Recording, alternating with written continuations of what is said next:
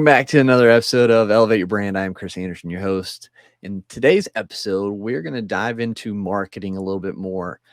It's such a big part of businesses and your brand. And so brought on another expert to dive into this topic, and I'm excited to have a chat with her today. So we have Ty Goodwin on the show today. She is fractional marketing operations manager and founder of Lead Momentum, and she is also a marketing strategist and CEO of that marketing team. So Ty, welcome to Elevate Your Brand today. Hey, Chris, I'm excited to be here. Absolutely. Super grateful for you taking time out to be on the show and just share your expertise and your journey and your story with those listening to help elevate their position in life and business. So thanks so much. Absolutely. So I guess, you're in the thick of it. You've done a lot business wise, marketing wise. I kind of we're going to kind of dive right into it, I guess. We won't beat around the bush. What are some things you remember at the start of your journey that when you were in the start of your journey, you thought was going to be like the end? Like you didn't think you might not overcome them? Like were there's those like pivotal, like those really hard obstacles that you're like, am I ever going to surpass this? Oh my gosh. The one that immediately comes to mind is about, how much money I was making in my business, Oh my gosh, I'm never going to make, more than $5,000 a month. How am I going to be able to survive? How am I going to be able to do this? And then we got to a place where like, $10,000 became our normal. You're right. To a place where 20,000 became our normal. And so it was like, oh, but I remember being in the thick of it. And, this is my second time as a full-time entrepreneur, Chris. I actually left I didn't leave my day job. They wanted me to relocate. I said no. And I took a severance package. And so I was a full-time entrepreneur at that point. And I tell the story about being Facebook rich and profit poor, like Yep.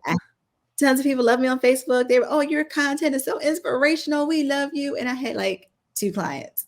Right. Like the worst. Yep. And but to go from that to now this being my second time as a full-time entrepreneur and being 6 years in and hitting multiple figures. That's huge. If you're listening, I'm gonna butt in because 6 years in, a lot of entrepreneurs don't make it, past that. And so that's huge right there. So she's done it, she's in it, and that's really awesome. I love hearing success stories. So I didn't mean to barge in there, but I just want to give hats off to you. That's awesome. Oh, no, absolutely. And a lot of businesses don't make it. They don't make money. And I remember being that way. It's one thing when you have a full-time job and people don't always recognize how much their full-time job is funding their business. And listen, I get it. We all do that. Even actors do it, right? How many actors were waiters and, Uber drivers before, they got break. So we all have to fund it some way, but at some point, your business, if you really want it to be a business, has to be able to stand on its own. And so to be able to do that for the last 6 years, and it wasn't always fun. It wasn't always easy. There were some bumps, of course. I've grown just tremendously. Yeah, that was kind of my thought that I wanted to, when you were talking about this, your first endeavor of it, and now you're 6 years into it. Like, how is Ty different from the first go around to now the 6-year veteran entrepreneur? Like, where are the differences that you see? Oh my, it's so funny because I was just writing about this morning. Number one is I had to change how I thought about being in business. I didn't want to create another dead end job, or what I say, a dead end business, where I'm doing all the work all the time. And we really think that being an entrepreneur means that you're doing everything. I'm working for myself. And so people they'll try to correct me when I say I've been happily unemployed for 6 years. Oh no, you're self-employed. I'm like, no. Right. I'm not employed at all. I am the boss in my business. I had to really shift that mindset. Another thing I had to shift was thinking about my pricing. A lot of us, we don't realize that when we have companies that when we're employees and we're working for companies, that they're paying for a lot of the stuff that you have to now pay for. So, and it's not just overhead, right? Because people say, well, I don't have any overhead. I don't have to have prices that are high. And then they start doing the work and they realize that, oh crap, I've got to pay taxes, or oh Yep. crap, this is taking way longer. Or hey, that company I used to work for, they paid an entire marketing team and now I'm the marketing department. It's Yep. like, holy crap. Yeah. So those were two of my biggest shifts that I had to make. Yeah, and those are big ones. I mean, we're Elevate myself, and we have a few contracted employees, Mhm.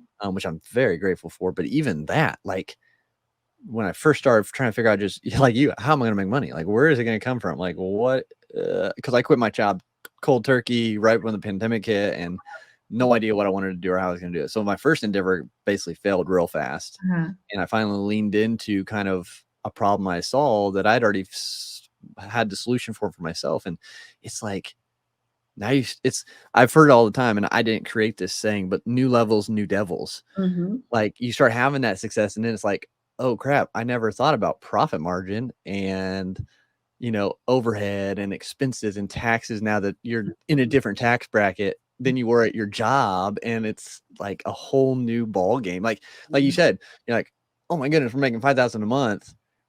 How are we going to do this? And it's 10,000. It's like when I started, it's like, oh my gosh, I'm not bringing any money in. How am I going to do this? Then I get, 5,000 a month.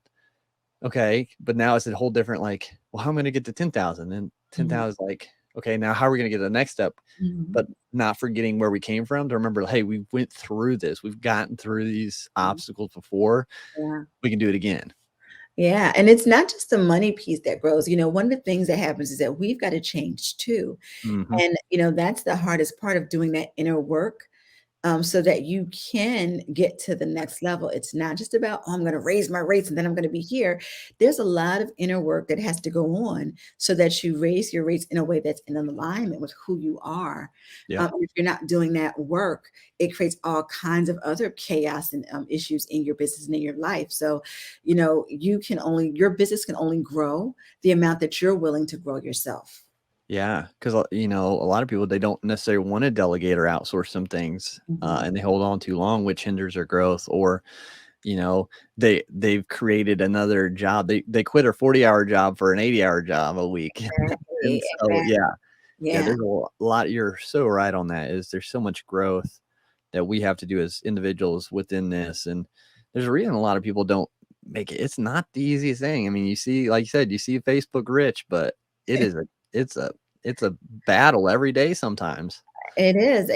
I've said, I've been saying this a lot recently, that the internet has made the barrier of entry very low for entrepreneurship, because somebody Mhm. will set up a Facebook page and they'll have a photo shoot.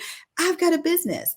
But what it's done is the barrier of entry to being a profitable business has changed dramatically, Yeah. because now all the things that are catching people's attention, all the competition, all the saturation, all the stuff that's out there, if you don't know how to market and you don't understand how to sell, which are two skills that you can learn. So anybody Yeah. who's like, "Oh, I shouldn't do this because I don't like marketing," listen. First of all, don't ever stop saying that to yourself, because Right. you cannot be an entrepreneur and say, "I hate marketing and sales." Marketing and sales are the lifeblood of your business. I don't care how heart-centered you are. Yeah. You have got to learn how to market and sell. The thing is, you can learn how to do that. Right. And I hear people will say, well, I'm just going to hire somebody to sell. They are never going to be able to sell like you. Right. And in order for them to do it successfully, you've got to know what it takes. And if Yep. you don't know that, you're always going to be at a deficit in your business. Mm. Yeah. So how can we go about, creating a good marketing plan? Like I Mhm. guess take a step back. What are the biggest struggles when people try to start marketing? Because they got to wear that hat at the beginning. They've got to be the one marketing. So, like, what are some of the struggles that we all know that Mhm. they face Yeah. starting out from your perspective? Well, I want to touch on something you said earlier Yeah. about, you had a problem that you could solve. And I Mm. think that's one of the biggest things when people start going out here on social media and saying, well, I'm a this, I'm a this, I'm a this, and I do this. My question has always been, well, what problem do you solve? And they're like, what do you mean? I'm a graphic designer. That's not a problem. If you look up the definition of problem, the graphic designer is never going to show up. Right? Or, I'm a coach. Okay, that's great. What problem do you solve? I help women lose weight. That's everybody and their mom who wants to lose Right. weight. So who are you talking to? What are you talking about? Right. And so if you don't really understand the problem that you solve and who you solve it for and how you solve it, your marketing is already going to be a miss. And I see that Mm, all the time where people are just like, I'm just going to put this title on myself. mhm. I'm going to be a business consultant. I'm going to be a a financial advisor. I'm going to be this. I'm like, well, that's great. But you do realize there's a whole bunch of other financial advisors out there in the market. What Mm, makes you so special and how you get to that specificity, how you get yeah. to stand out is all based on who you serve, the problem you solve, and how you solve it. And when you've got those three things, Chris, your marketing is able to do amazing things because now it has a place to go and it has a target.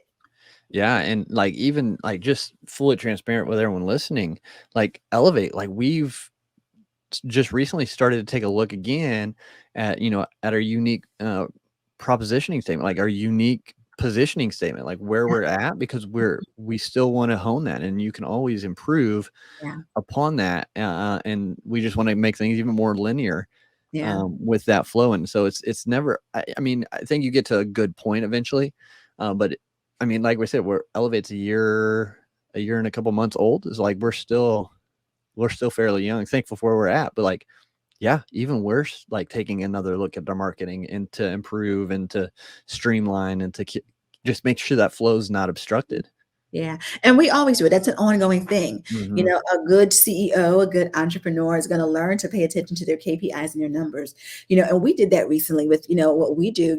We've got two sides of the house. We've got a done for you agency side that's for bigger companies that are at 2.5 million and above. But Yep. then we've also got a side for those people who wanting to launch while working, right? Because that's where I came from. I launched Yeah. my business Oh, that's awesome. full time. And so with that, it's something that we do launch momentum, like we got lead momentum and launch momentum, right? But launch momentum, where we're showing them in 90 days, here's how you get clear about your offer, your audience, your messaging, your client attraction system, and then how do you drive traffic to that system. But Mm. we took a look at that because when I started surveying my audience, I realized that 60% of the people that are in my space have a day job, Yep. right? And then when you take a look at what's happening in the culture right now with quiet quitting and, Uh-huh. people that are getting at a certain age and they don't want to work for a specific company anymore with layoffs, there's this whole opportunity for remote opportunities and freelancing. And that audience needs some support. Yep. So we're always taking a look at what's happening around in our market. We're always taking a look at what problem really needs to be solved. And I can't stress that enough. Entrepreneurship at the end of the day solves a problem. And Mhm. it's a sales tip actually, because one of the things that I hear, Chris, and you probably hear this too, people saying, well, I don't want to be salesy. Right. First of all, I don't know what the hell that means. Right? Because you can be pushy, you can be arrogant, but salesy, Mhm. because at the end of the day, you're the hero in this story. And I need your audience to really hear this. Yep. You're solving a problem for someone, you're the hero. Yeah. So when you come in and make your offer, and when you come in and invite them, and that's what a sales conversation is, I'm inviting you to get your problem solved. And Mhm. when you're making them that invitation, you're the hero in this story. And that's all that sales is. Yeah. Yeah, and that's a good point, like, looking at it from that perspective, because yeah, I mean, we've had those salespeople that are just super pushy and it's just a turn off, but, like, yeah, it's almost like you have the solution to a problem, and if you don't go and quote, unquote, "sell," which is what you're doing, you're almost being selfish, like, you're keeping that to yourself, so it's a negative on you, like, where you should be like, "I wanna get as many calls as I can because I wanna help as many people as I can," like, yeah, I think that the positioning of that is huge, like you're saying.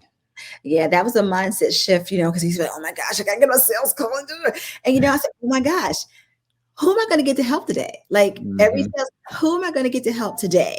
Right. And that level of excitement and that energy when I'm coming into that, it started to shift my conversations.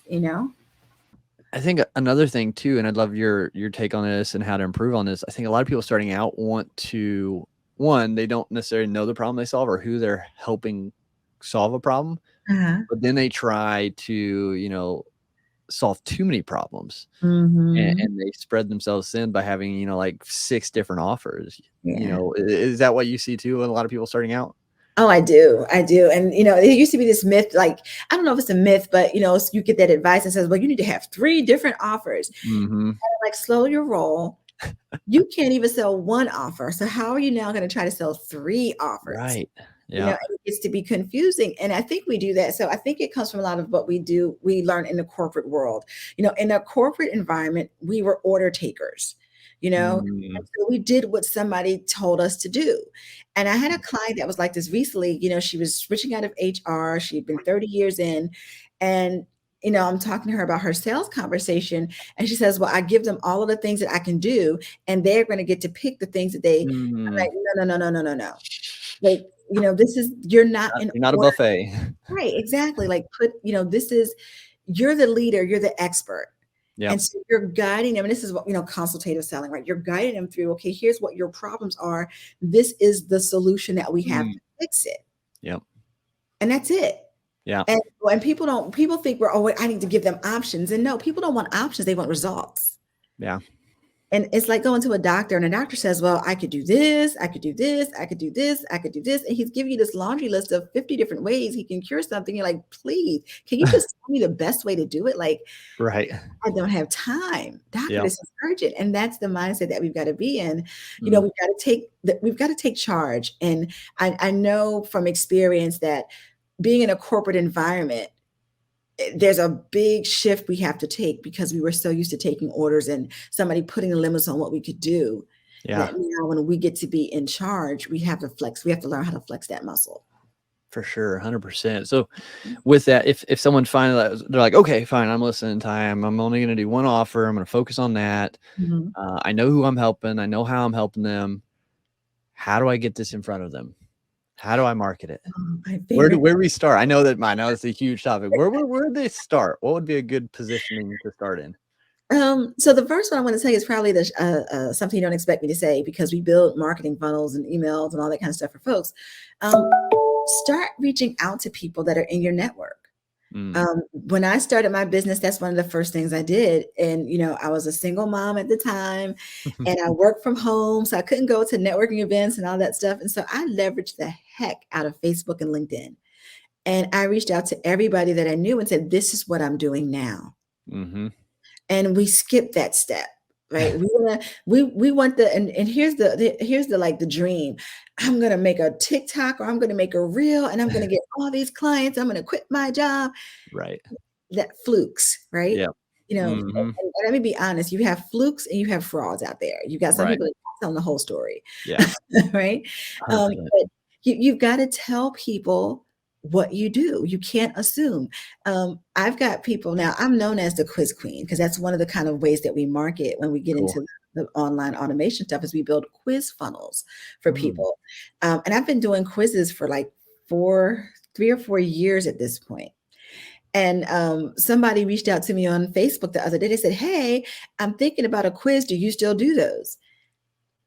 And I'm going back to my Facebook feed. I'm like, what do you mean? Do we still do quizzes? We did a whole masterclass on quizzes. But I say that to say, we think people know all the time. They're not thinking about us. They don't go to bed thinking about Ty. Yeah, that's a good point.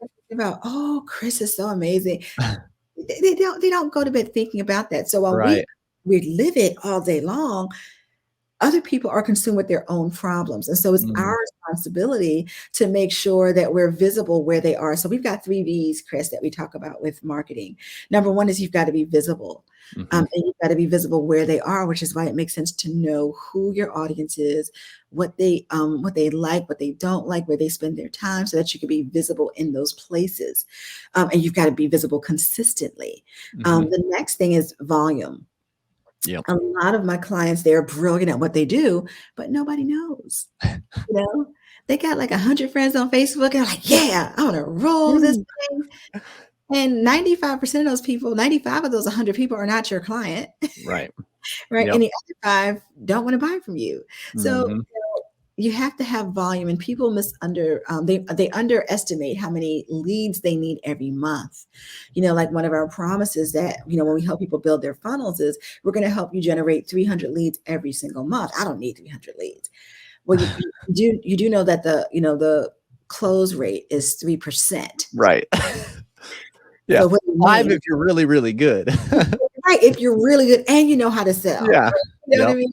So why don't you need 300 leads every single month? And they don't get that. They underestimate the numbers. And then the third one is velocity.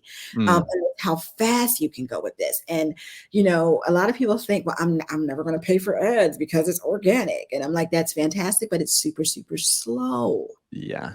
so slow because you've got to do everything, and it's just not going to cut it if you're trying to grow. If you're just starting out, you can do stuff manually, but you're going to have to do a lot of networking, a lot of door knocking, a lot of Hmm.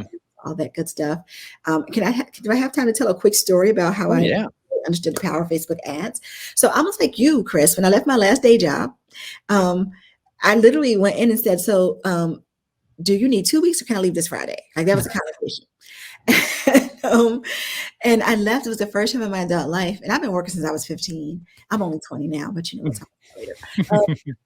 And this was my first time in my adult life where I didn't have a backup plan at all. Mm, I didn't have a resume. I didn't have a job lined up. I didn't even have any clients on the side. yep. I left, and I used a quiz. I sent my quiz out to an old list. 2.5 years old. They hadn't heard from me in 2.5 years. 2 weeks, I had 500 people back on my email list. Wow. Now, there's some of y'all that are listening that have been trying to grow your email list for 3 years and don't have people. So I Right. know, right? And so that's how I started my business. Now, fast forward 4 months later, I'm like, well, that really worked out well, but what do I need? I need volume. I need more Yep. eyes.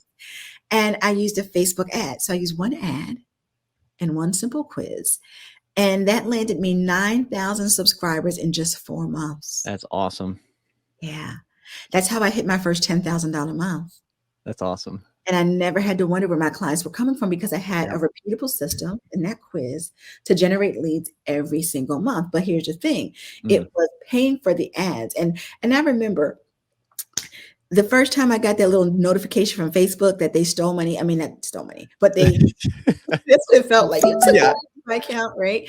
They Yeah. took my account. I was like, oh no, it was like $500. I'm shutting these ads off. Right. No. And my coach said, well, why did you do that? I'm like, they took $500. Now, this is before we were doing big Zoom meetings, so he couldn't see the neck roll. He couldn't see my They took $500 out of my account. Are you kidding me? He said, but how much money did you make, Ty? And I went and looked at the numbers. So that $500 had booked 10 sales calls. 2 of those people said yes to, one of them said yes to a $5,000 offer, which is raising my rates, right? And the other one said yes to a $3,500 offer. Awesome. So in 10 days, I'd spent $500, but I made $8,500. Yeah.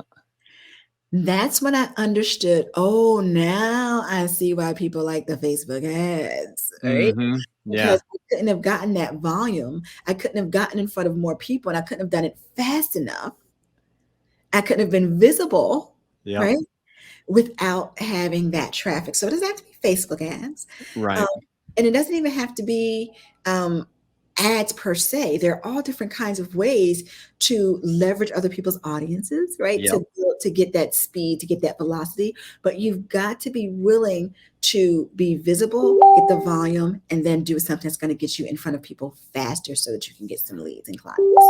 Absolutely. And I think coming back to like understanding who you help and how will help that, because a lot of people just throw money away because they are trying to help everyone with everything and they're doing all this stuff instead of just having that singular focus. Like we're thinking about starting ads and what that looks like as far as where do we want to direct them? Is it just to the show, or do we have a quiz or a lead magnet, which it gets them in the funnel to launch or sell our thing eventually? So like, I mean, it's, yeah, like you said, it's all about visibility, volume, and velocity. And you got to use the tools that we're given, and not just saying, oh, I'm not going to ever use ads because it's evil or whatever. It's like, well, there's always been ads, paper, whatever.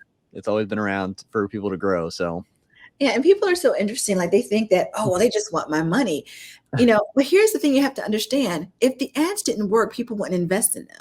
Right. And Facebook, TikTok, LinkedIn, they have a vested interest in making sure that their ad strategy works, because if it doesn't, they're not going to make any money. Nobody's going to pay for that if it doesn't work. Right. So nobody's trying to take your money. Nobody's trying to rip you off. Now, you might have some bad agencies that don't know what they're doing. And, that's when people call us for things like that. Right. But, at the end of the day, this is how marketing works. And one of the things I remind my clients of is that it's like, you do realize that companies have entire marketing and sales departments. You're one person and you're competing with all these other people in the marketplace. So you can't turn a blind eye to marketing and say, well, my stuff is good. So I'm so sorry. I don't That's know all why right. I turned my put on airplane mode. Um, that I say to them that there are companies that have entire marketing departments and sales departments, and you're just one person. Mm, So you can't come into this thinking you're going to compete, trying to do everything, and you don't know how to market or sell. Right? right. You've got to be able to do that. You've got to be willing to learn how to do that, and you can. And then you just got to be consistent with it and understand that it takes time for your marketing to pay off. For sure. Yeah. And with that, so okay, so they understand who they're helping and how. So they've Mhm. got that one offer. They've understand that. They're being consistent, getting visible, and they want to start doing ads. Maybe they don't have the profit margin or the amount to invest with you guys to start with ads. What are some tips that you could give them or strategies to start with their own ads to be Mhm. somewhat successful? Wow, that's a great question. There's some free courses out there that you can take. Hmm. I always tell people to look at what's happening in their industry. Mm, Who are your competitors? And don't believe that you don't have a competitor. Even nothing is a competitor. yeah. Because if people don't believe in you, they're just not going to do anything. They'll take No. their money and keep it in their pocket. But take a look at what your competition is doing. I would start with taking a look at Facebook ad library. Did you know there's a Mm, whole ad library out there where yep. you can see all the different ads and take a look at what they're doing. Take a look Yeah. at the format, the creative, the copy. Take a look at all those things that they're doing, and then see where you can borrow, right? And Yeah. innovate Yeah. within your own, within your own branding, within your own language. But study what's happening out there. Don't bury your head in the ground Right. and say, "Oh, it's so complex. I'll never be able to do that." No, if you want to be competitive and you really want to play in this game of entrepreneurship, start by taking a look at what your people are doing out there and with the ads. Learn how to write really good copy, Mm, you know, and then learn how to learn the art of asking. okay. And that goes from a quiz all the way down to what's your call to action at the end of a post. Uh-huh. And because you're going to need that in your ad as well. So learn how to write copy, go take a look at what your competitors are doing. And then take a look at some of the resources that Facebook has around setting up ads or any of the other platforms, because they do a great job of showing you like the logistics of things for the technical setup. Hmm. And the bigger thing is, or that's one of the biggest things, is to make sure you're tracking what you're doing. Mm, And for that, you've got to know your numbers. What is your customer average spend? How long does it take for somebody to buy from you? A quick example of that is if your buying cycle is actually about 2 months, hmm. because remember, people don't buy the very first time they see you. Right. If it takes 2 months, you can't just run ads for 2 weeks and I'm not getting any sales. You Right. know, so you Hmm. got to understand how those numbers work. And those metrics might sound scary, but listen, if you're trying to step into being an entrepreneur, you've got to be willing to confront your fear of numbers, right? Because otherwise, that's why 90, what is it? I think it's like 89% of businesses don't make it to 5 years. Yeah. Something like that. Yeah. Yeah. Yeah. And I think it's all a part, and we've got to, yeah, step out of that comfort zone a little bit Mhm. and be able to expand because, if people don't know, you're not going to grow. So, like, you got to get out there and be seen, and you can only get seen by so much organically. Yeah. And Yeah. it'll grow. It's just going to be a lot slower. A And so, lot slower, yeah, yeah. and if you're trying to leave your day job or you're trying to replace your income and, you're talking to the same 50 people on Facebook or whatever here, but I have Mhm. a Facebook group. I have 100 people in my Facebook group. Facebook is not showing your content to all 100 people. Right.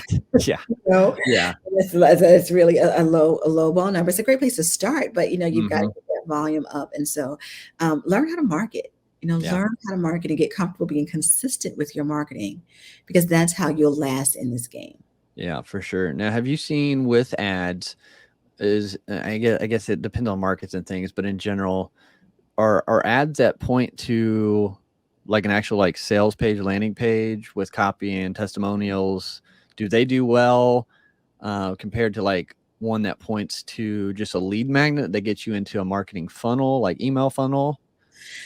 It depends on the audience. Like, are you Yeah. going after a warm audience or a cold audience? Mm, In this market, I've seen a lot of people trying to get cold people right to a sale. I don't mhm. know you. Right. I just saw your ad and I clicked on it because I was interested, but now you're going to ask me to spend $5,000 and I've never talked to you. Yeah. And people have that mentality, I'm going to send it to a sales page. They don't know you. Right. And so we do a lot of quizzes. We'll send people to a quiz and get them in our funnel. We have like a free download, and we'll get people to watch a video, like video sales letters. And those things work because the more people spend time and you're explaining the problem that you solve and you're helping them understand. And this is another tip for your audience. There are 3 things that your marketing has to do. Number 1, it has to make people aware that there's a problem. And that's usually what a lead magnet is helping people understand that, hey, this is a problem. Number 2, you have to help them understand there's a solution to that problem. And that's where your unique selling proposition comes in, right? That's where your nurture and follow-up comes in. And then the third thing is you have to help them understand that you are the best solution for them. Okay. Right? And if your marketing leads them down that path, step by step, right? It's like, I say this all the time. Most people don't get married on the first date. Right. And I always have to say this, Chris, forgive me. Okay, world, universe, if you're listening, if you're Jason Momoa or Morris Chestnut, I will marry you on the first date. Idris Elba, you too. That's a whole other conversation, right? But you don't get married on a first date. So especially if you have high ticket offers, people aren't going to invest $2,500, $5,000. They're not going to whip up their credit card. They don't know you. And so you've got to have something that gets them interested, which is why we use quizzes. And when you follow up with the right email, the nurturing, you're visible in all the places that you can be with them.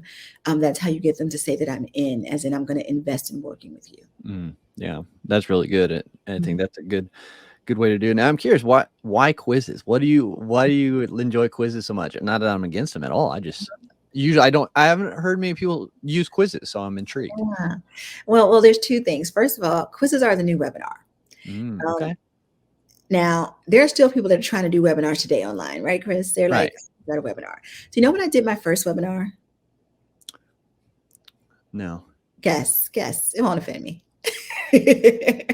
10 years ago. I did my first webinar in 1999, Chris. Wow. I won't even tell you how old I was. Yeah. I don't even know were you even on the planet. I was a little bit. Yeah. But I remember because the company I worked for was a national sales company, and we relied on computers so much. It was the Y2K. I don't know if you remember that. Everybody was like, "Oh my gosh, computers are going to crash." Yep. And so I've been doing webinars since 1999, right? Over 20 years, and there's still people trying to figure out webinars now. Right? Buying courses, buying webinar templates.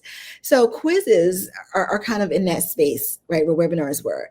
One of the 3 reasons I love quizzes is because number 1, it's engaging. Okay. It is so much more fun to take a quiz than to sometimes get a downloadable PDF. Now I love a good checklist, love Canva, right? But quizzes are a little bit more engaging and interactive. What I love about it for business owners is that you get more than an email address.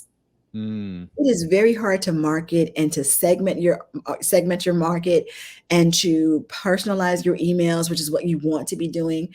You can't do that if all you have is an email address. You don't know anything about them. But if you have a quiz and you've asked the right questions, which is something that we help folks with, you're going to get so much data that you can now use to do a better job with your marketing. And the third reason that I love quizzes is because, quite honestly, it differentiates you. Not everybody has a quiz. Not everybody has a good quiz, Right. But when you have this quiz and it gets shared, and that's what happened with that first quiz, we had over 15,000 people take that quiz, Chris. And I still have the screenshot from Facebook because it had over 343 shares. Wow. So people were sharing it. It wasn't even just me and my ad, Right. It was people sharing it because they were excited about it. And that's the power and the virality that a quiz has the potential. So it's a lot of fun. Not everyone has it. And as an entrepreneur, you get data that you can now use. So those are the reasons why I love quizzes. It's just one modality. It's just a lead magnet, just like any other lead magnet that you have to drive traffic to. But it's something to differentiate you. And it's something that actually give you more than just like an email address. That's cool. Yeah. I was in my head, it's like, we could do a quiz, like, is your brand ready for a podcast or something? And, that could be the quiz or something. And then if, hey, well, you're ready, let's talk. And that's exactly what it is. And you're getting people to self-select. Mm-hmm. right? If they take that quiz and like, oh my gosh, I only got two of the things, but Chris has this awesome product that's going to get me podcast ready. I want to Yeah. buy it right now. Yeah. And they're going to do that because they trust you, because you gave them insights that, hey, we know that you want to do a podcast, but guess what? You don't have 6 out of the 10 things. Start here. Yeah. You've built a relationship based on delivering value. Mm-hmm. And not just here, buy my stuff. And on the other hand, you've got somebody that's ready to go. And like, listen, your biggest obstacle is that you don't have the time to do it. Guess what? Chris has a done for you program, or done for you offer. He'll do it for you. And then you charge a big amount of money. And then he's really happy. And then they're really happy because they got their podcast launched. They didn't have to do anything. Mm-hmm. But it's a great way to segment your audience and to really discover who are you talking to. Like, that's another thing that people don't realize. If you're seeing people that take your quiz that aren't your ideal client, that lets you know that you've got an audience problem, right? You're not in front of enough of the right people. Yeah. So that's a good point. It's a great indicator. Oh, why I'm getting all these new people? I don't want new people. I want people who've been in business for 5 years. Right. Oh, this is why I'm not getting enough clients. That's a great point. Yeah. It's a very interesting direction. And I'm all about new and innovation if it fits. And so I think the quizzes could be a cool thing for people if it's, I think it's just like webinars. We tried them. They do okay. It's just a lot of work, and there are a lot of until you get it down where you can just have it on repeat on, recorded and things. But even then, you got to pick the things, especially for those starting out. Like when you're first starting out, you can't do everything. You can't do a webinar. You can't, because that takes time and commitment, and then podcasting and writing a book, whatever it is, a shiny object, can't do it all. So having something built like a quiz that can still nurture and help. And I think it's a really cool piece to marketing for sure. So, well, Ty, this has been really fascinating and really a lot of great value that you've given to, myself and the listeners. And so we appreciate that. To kind of round things out, what would be, if you were to go back to when you first started in entrepreneurship, what would you tell yourself? What would be that one thing you would tell yourself? Oh, wow. Confidence is everything. That's probably the biggest thing that I would tell myself, because if you don't have confidence, you're not going to have good sales conversations. You're not going to do good marketing. You're not going to show up consistently. And that confidence, at the root of that confidence, is understanding who your audience is, what problem you solve, and how you solve it for them. Love that. I think that's amazing and a great way to kind of end the episode. So again, we appreciate you doing that. Thanks for being on today. But where can people connect with you, find you, and find out more about what you do? All over social media at Ty Goodwin, TAIGOODWIN. And if they're looking for, the latest things that we're doing with quizzes and to talk about that, they can go to quiz2clients.com. Awesome. Yeah, everyone, make sure you get connected with Ty. Check that out, especially if you're really interested in marketing through quizzes. And I'm probably going to check it out. So, but no, Ty, we appreciate you being on Elevate Your Brand today. Thanks so much. Thank you. It's been so much fun, Chris.